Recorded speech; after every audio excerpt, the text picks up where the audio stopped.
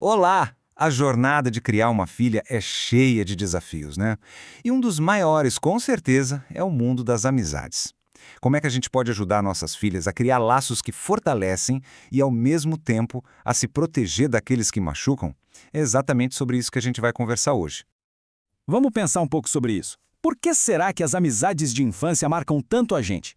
É que elas acontecem num momento em que a gente ainda está se descobrindo, se formando. Elas não só estão ali do nosso lado, elas estão literalmente ajudando a construir quem a gente vai ser. É algo muito mais profundo do que as relações que a gente faz depois, na vida adulta. A primeira amizade de verdade, nossa, é como se uma porta se abrisse para um universo totalmente novo. É a primeira grande relação que ela constrói longe do nosso olhar, sabe? E nesse cantinho seguro, segredos, sonhos, tudo é compartilhado. O mundo emocional dela se expande de um jeito incrível.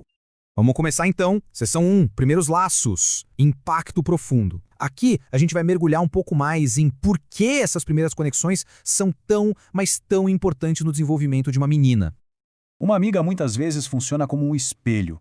É muito comum as meninas se enxergarem umas nas outras. De repente elas começam a ter os mesmos trejeitos, a usar as mesmas gírias, e é aí que a gente vê o poder imenso que essas amizades têm. Uma boa amizade ajuda a fortalecer a identidade, mas uma ruim, nossa, pode distorcer tudo.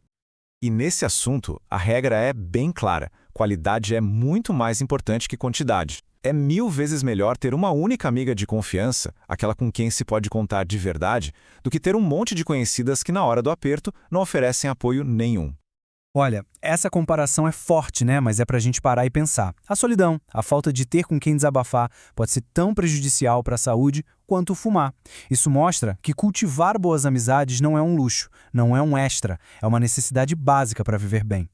Mas a gente sabe que nem tudo são flores. Do mesmo jeito que uma amizade pode levantar, ela também pode derrubar e feio. Nesta parte, vamos tentar entender a raiz da dor.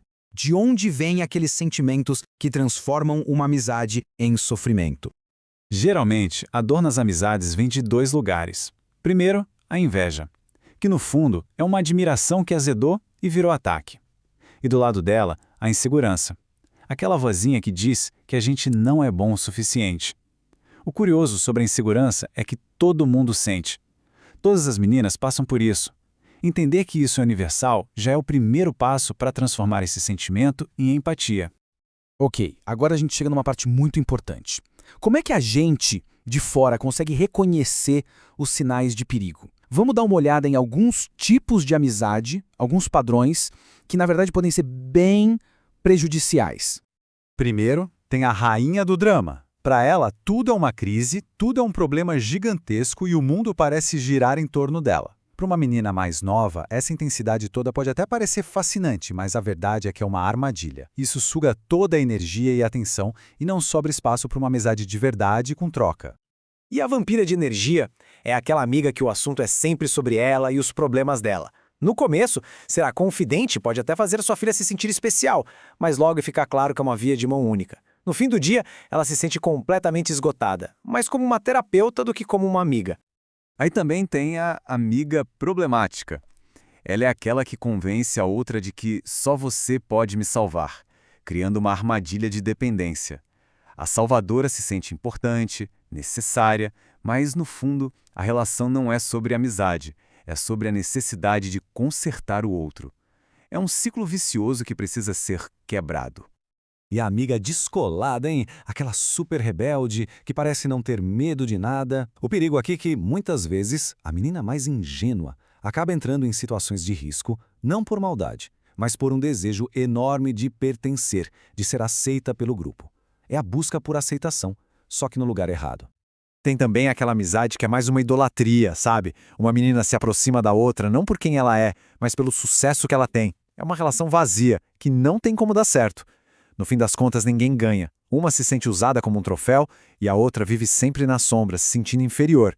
E por fim, o tipo mais conhecido de todos, as meninas malvadas. Elas agem na base da manipulação, usam a fofoca como uma arma e o pior, parecem ter prazer em ver os outros sofrendo. Elas são especialistas em destruir a confiança e a autoestima de alguém.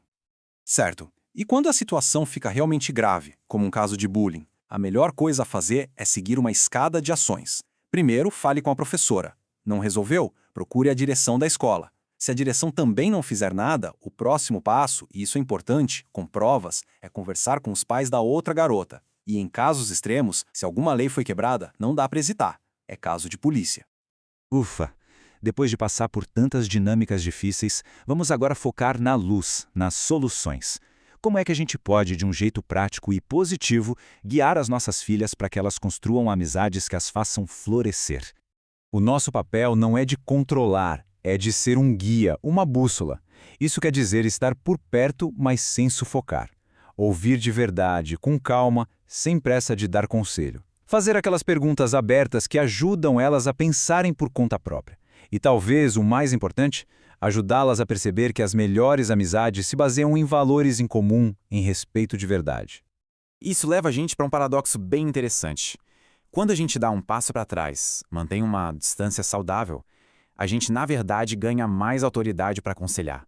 Não a autoridade da imposição, do faça o que eu digo, mas a autoridade que vem do respeito, da confiança. É nesse espaço que a mágica acontece. E com isso, a gente volta à questão inicial. Se as amizades de infância realmente nos moldam tanto, a nossa pergunta final é: como podemos ser a mão que guia sem ser a mão que controla? Como encontrar aquele equilíbrio perfeito para ajudar nossas filhas a se construírem através dos laços que elas mesmas escolhem? Essa, no fundo, é a grande arte de criar para a vida.